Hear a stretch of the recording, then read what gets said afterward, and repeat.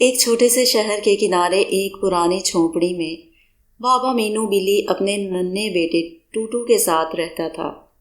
بابا مینو صبح سویرے اٹھ کر انسانوں کی دنیا میں کام پر چلا جاتا۔ وہ ایک صفائی کرنے والا، اخبار بانٹنے والا اور کبھی کبھی چائے بنانے والا بھی بن جاتا۔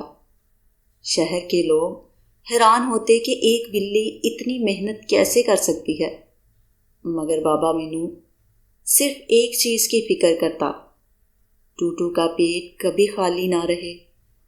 جب وہ شام کو تھکا ہارا واپس آتا تو ٹوٹو بھاگ کر اس کے گلے لگتا اور بابا مینو کے لیے چھوٹا سا پیالہ پانی لاتا۔ بابا مینو تھکن کے باوجود مسکرا دیتا، کیونکہ یہی لمحے اس کی ساری تھکن مٹا دیتے۔ ایک دن جب بابا مینو بیمار ہو گیا اور کام پر نہیں جا سکا تو پورے محلے کے لوگ کھانا اور دوائیاں لے کر ان کے پاس آ گئے۔